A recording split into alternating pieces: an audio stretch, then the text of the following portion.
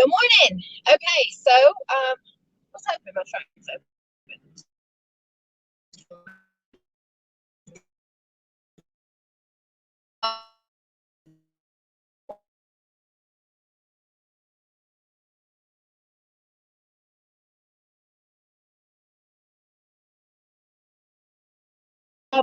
Okay, there we are. There we go.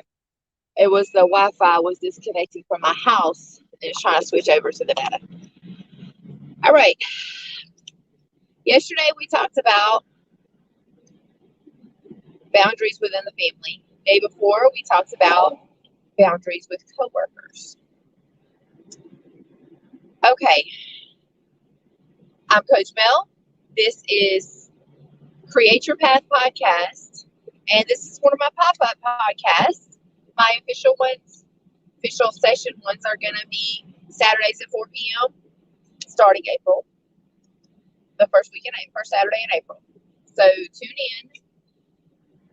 You can visit me on my website at www.growbettercoach.com, and my email is gb as in grow better with coachmel@gmail.com, all lowercase letters. So reach out. Let me know how things are going. Let me know how I can help you, if I can help you. I'm a certified life empowerment coach. I really am passionate about helping people who have addictions and mental health issues, and helping them just by sharing my experience and what I've learned in my life and the education that I've had to help people better live their lives. Boundaries is a very important part of life. If you don't set your boundaries, you're probably not going to have a whole lot of serenity and peace. People are going to use you as a doormat. And now we're going to talk about the boundaries with your friends. And notice I quote friends, because sometimes who we think are our friends are really just there to see what they can get out of us. Now, let me tell you, I started to do a TikTok yesterday, and I was going to be scrolling through my phone because I was going to be looking for all those people that said they cared about me but haven't checked on me or sent me a message since they haven't seen me in a couple of years. Not the first one. And the sad thing is, those are some people that I met in the Roots of Narcotics Anonymous. Those are people that I spent the first 5 years of my clean time seeing at least once or twice a week, talking to, and then I go missing. Not really missing, but I'm not around. I don't hear anything from them. I move. I don't hear anything from them. I don't ever get a message, hey, how are you? And it's like yesterday I took somebody off my friends list, this girl, because she's not my friend. I really want to see her succeed, and so I kept her on there. But I'll send a message and say, hey, things going okay? How you doing? Or anything like that. And I don't get a response.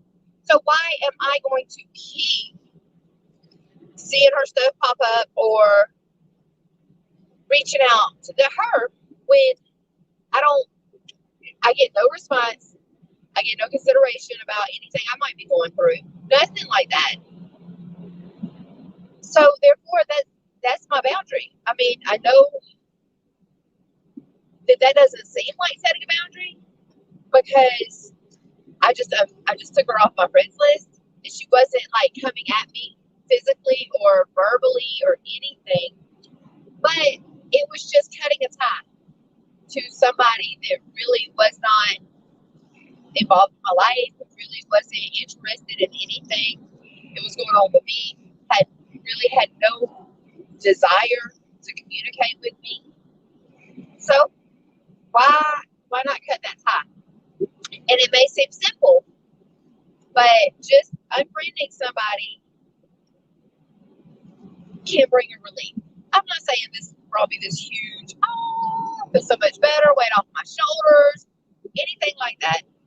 I'm just saying, it's just I'm done putting forth effort into a associationship when no effort is being returned, right? So So y'all get me. And then we think about the people we went to school with or grew up with.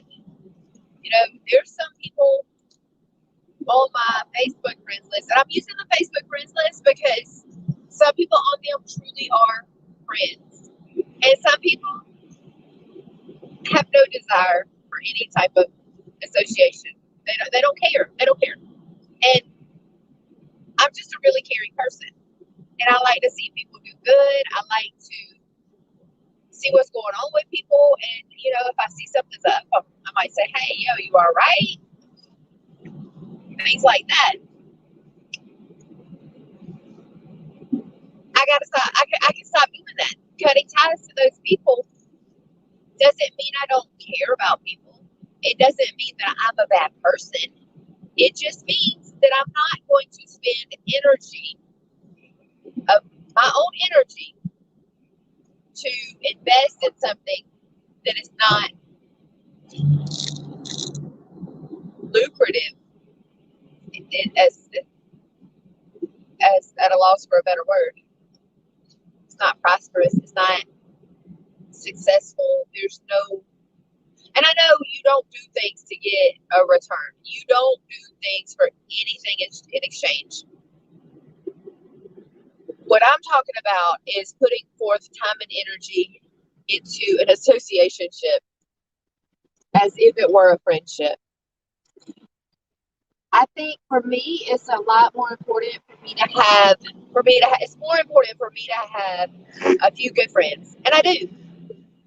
A few good friends. Recently, I've seen a lot of differences in those few good friends. And I see that a lot of the things that a lot of the ways we think and feel are a lot different than each other. And sometimes it could create some tension and frustration. I can accept people as people regardless. My thing is, if somebody is bitter and frustrated and all they have to talk about is what's wrong with certain circumstances, and I don't feel like it's wrong, I don't have to entertain that conversation. No, I don't have to entertain it. There is nothing in that conversation that interests me. And I don't have to sit there and talk to somebody because of it. Doesn't mean I don't like that person. Doesn't mean I don't care for their well-being. It just means I don't have time and energy to put toward that. If you're anything like me, you have plenty of stuff, people, places, and things to put your time and energy towards. And for the most part, most of our time and energy is exhausted. Most of our time and energy is completely used up with what we already have going on, whether it's just performing our duties at work, the self-care, regardless of where your time and energy is, it's valuable. And you have to choose where you put that energy into and who you put that energy into. So if you have a friend who only calls you when they need something, maybe they're not much of a friend. Or a friend that gets upset if you can't do something for them. It's probably not your friend. Remember your circle where you have all this stuff in, and some of your friendships may be in there that are just untouchable. Are they untouchable for your friend? That's what you have to ask yourself. I'm not expecting anything in return. I'm not expecting anything specific. But if I don't get a return on the investment of my energy and time, then I'm going to stop investing energy and time. It is not helping me. It's draining me. It is weakening me. It's wearing me slap out. Some of us have to stop being a people pleaser. You know, you have these, or have to stop. Everything's great on the outside. That you can't let your friend come visit your house because you don't want them to see it, or you can't be your true self because your friend might not like you or might judge you. Okay, one, that could be one of two things. Either one, your friend does not accept you as who you are, or two, you don't accept you as who you are. Now, if it's your friend that doesn't accept you as who you are, then it's not your friend. If it's you that doesn't accept you as who you are, then that's a whole nother podcast. Okay, we'll talk about that now. Up next, probably tomorrow, on my way to work. Morning ride will be your boundaries with yourself. Yeah, stay tuned. I think that for the most part, a lot of people, once they get to a certain age, they realize who's their friends and who's not. You know, there may be some people on this podcast that get a chance to hear this that don't really know who their friends are and who's not, who they just they think the people are their friends, but they're afraid to tell them no because they're afraid they'll get mad at them. Now, that's probably not your friend. Try it. Tell them no. Tell them no and stick to it and find out what the reaction is. Do it more than once. Find out what the reaction is. I mean, don't tell them no just to find out the reaction, but if it's something that's going to take your time, energy, serenity, peace, affect you physically, that you're not, well, that it's not welcome in your life, that you would typically do, if it's in some way crossing over your boundary, it's crossing over that untouchable circle, even though they might be in that circle, it's coming outside of their little area and crossing over into the area of something else, then tell them no. That's if it could be taking time away from your kids when you work all day, and then by the time you get home, they're getting ready for bed, so you want to spend a little time with them. Oh, your friend wants to go out to eat. They haven't seen you in a while. They want to go eat, and the only time they can do it is now. Well, no. Practice that. This is sign language for no. No. I don't know much sign language. I don't know hardly any sign language, but I know no and yes. Okay. So tell them.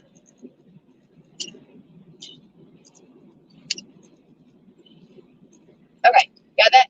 No. Now, there are some friends that you have, and I have a few friends, but I don't ever really talk to them. But when I do, I know that we have this bond and this friendship. You know, I can call them up, and it's not call them up when I need something. It's I can call them up and talk to them and see how they're doing. And if I send a message, see how they're doing, they'll respond. You know, they might not send me a message, see how I'm doing. Sometimes I get to the feeling of thinking that, you know, I'm gonna stop calling people or messaging people, you know, and see who calls and messages me. Y'all done that before. I know you have. Even if it's just one person. I know you have. You probably have family just like that with them. I'm gonna stop calling her. She doesn't call me. Why should I call her? And if that's the way you want to do it, then go right ahead. Now, what you also have to take into consideration is that people have lives. People have stuff going on. So yeah, I might send a friend of mine a message one day, and then 3 days later I get a message back, and that's okay. You know, that's my friend. I have one besides my fiance. He's my best friend. I have one friend that I can think of. I have people that I have a connection to Like people I've worked with in the past. One of them I worked with in the past, lady named Angie. I happened to meet. Yeah, we were pretty close, and I know she has her life. She knows I have my life, but we don't think anything different about each other. We still have that connection, and that's good. That's good. I'll shoot a message every once in a while. She responds. We chit chat a little bit, and then that's all. She's my friend. I consider her a friend. Um, there's some people that I make that like that I don't know if I would really consider them friends, but they're not really associates because I really don't associate with them anymore because they're way back and I care about their well being and I'll send them a message once every 7, 8 months or whatever. I might check on Facebook to see how they're doing just to keep up with them a little bit, but not because I want to have this like friendship, talk all the time and hang out kind of thing. No, it's just because I know that they are genuinely a very good person and I want them to do well. Now, that's good. That's a connection with somebody, a friendship connection that I've had with people. Those are not the ones I'm talking about cutting off. The ones I'm talking about cutting off is the girl that probably didn't really like me too much anyway, but I saw she was struggling through some stuff, so of course I reached out and check on her and everything, and then a message here and there. Bam, no response. No, there was no true connection with. There was no true friendship with. So why? There's even some people that I went to school with that I had a really, really strong friendship with. I mean, it was my best friends. It was like 4 of us, 3 of them, and we were together so much. Especially there's 3 of us that were together all the time, and then there was one other one that when she got moved into the area and started coming to our school and stuff, she started becoming a good friend too. That's how wonderful. As time went on, one of the ladies kind of went her own way. I mean, everybody kind of went their own way, and it's kind of like we strayed friendships. I don't ever talk to them. They don't ever talk to me.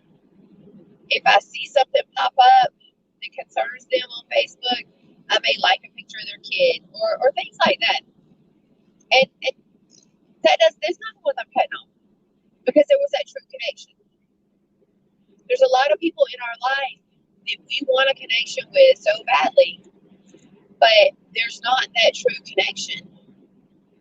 Those are the ones that can drain us physically, mentally, spiritually, however, we need to create these boundaries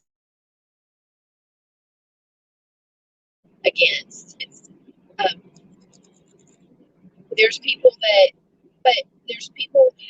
do not feed your spirit. Those people are not ones to try to feed their spirits. It's like the only way,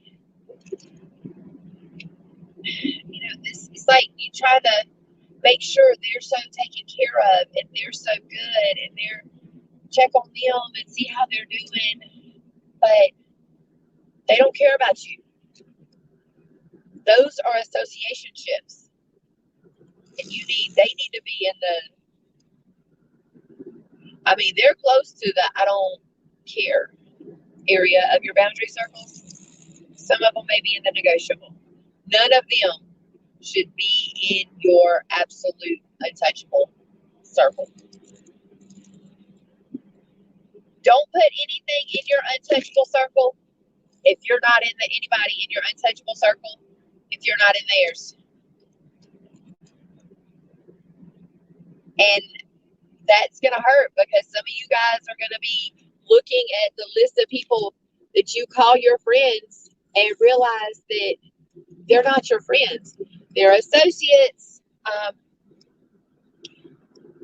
They don't want anything bad to happen to you, but they're not genuinely worried about anything else that goes on in your life.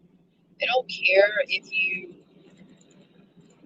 well, they wouldn't care if you won the lottery. They probably would be your friend. They'd be, oh, Melissa, woohoo! I'm so proud of you. I've been watching you. I've been keeping up with you, man. Just to see how far you've come. Oh wow, this is great. I'm so happy. Give me some money. But those are not your friends. But they don't care if you get a new job. They don't care if you get a new animal. They don't care about the little ins and outs of your life. They don't care about you.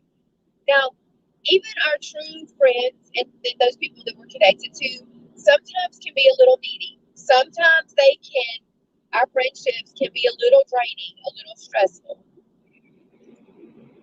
Don't let it get to the point that your friendship overtakes your other untouchables. For instance, if I have a friend, if my best friend calls me and is just going on and on and on about something that's going on in her life, and I want to care, I do care, I want to help her, but I'm in the middle of something that I've already committed to, I've already put as a priority. That's when I need to call her back. You know, hey, look, I know you're going through a hard time. Hey, look, I only have a couple of minutes. I've been doing such and such, and when I get finished, I can call you back. Um, that's okay. That's setting boundaries with your friends. Your friend calls you. She is so excited because she got a new car and she wants you to go take a ride in her new car. Oh, please come ride with me. Come ride with me. I got this new car. You just got to ride in this new car. But see, that's your friend. You're happy for her. You want her to have that new car. But you got to set those boundaries. When you set those boundaries, because you're cooking supper for your kids, and yeah, it's almost finished, and then you're going to get your kids to bed. If that's your time with your children, you cut that boundary off. Hey, listen, I'm in the middle of something. I got to get this food ready. I got to get my kids to bed. How about we set up a time? Let's pick a time that we can go hit some curves in that little new car you got. Okay, that's setting a boundary. It's not cutting somebody off. If your friend does not understand and respect your boundaries, then the relationship is going to get difficult for a little while until they do start understanding and respecting your boundaries. Because if you were to, finish cooking real quick, honey, can you feed the kids and get them to bed? I'm going to go ride around with Susie. Then I'm sure it's not like it's the end of the world, but it's still you doing that. And then that's going to cause some bitterness towards Susie. Because even though you told her you had something to do and she kept on asking, it's going to cause you bitterness towards her because she did not respect the fact that you have boundaries. She did not respect the fact that you have a life. Excuse me. She did not respect the fact of anything you had going on, your kids, your husband, whatever it is. And that's going to cause bitterness and resentment towards Susie. And yesterday we talked about, or the day before, one day, I said that, the saying, resentment is like drinking poison and expecting for the other person to get the effects. Right? So the bitterness hurts you. The resentment hurts you. It doesn't hurt Susie. She's over there looking, well, I don't know what's wrong with her. Shoot, I ain't do nothing. She ain't had to go with me. That's it. I mean, I asked you to, but you could say no. Oh, then all of a sudden it's okay for you to say no. See, that's a lot of unintentional stuff. And it's going to be like a little transition phase into allowing people to step over your boundaries and not allowing people to step over your boundaries. But in that transition phase, all those friends that you've had, you're going to see who really was an associate and who really wasn't supposed to be anything in your life. Now, there's some hard times coming. if you're going to set boundaries with your friends, because you're going to see who really is your. And in that, you're going to lose some people in your life. That's okay. They weren't supposed to be there. You're going to gain some understanding of who you are. You're going to grow into a life of hope and peace and joy. It's not going to be worry free. It's not going to be frustration free. But when you go to bed at night, you're not going to be filled with bitterness and resentment because, like I said yesterday, you didn't stand by your boundaries. We have a tendency to allow people to overstep our boundary line, and then we turn it around on them that they did this. We're the ones that allow people to overstep our boundaries. And when we let somebody overstep our boundaries, we need to figure out what's going on with us. What is the issue? Why is it that we are so easily letting people step into places that they don't belong? And then why are we turning it around on them? That's the self-evaluation that we're going to have to do. All right. So that has been your morning ride with Coach Mel, life empowerment coach, wanting to specialize with recovery from addiction, mental health. I really want to help people set goals, help them grow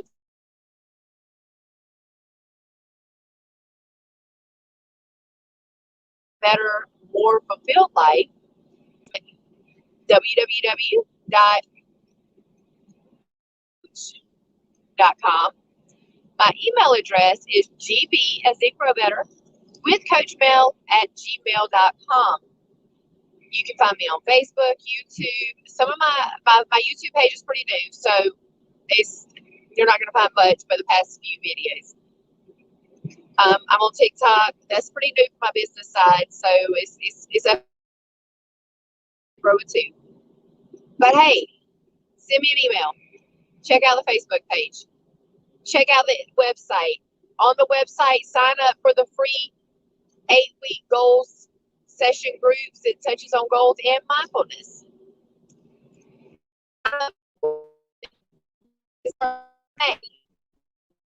Plenty of official Saturday podcast will be on Saturdays at 4 p.m.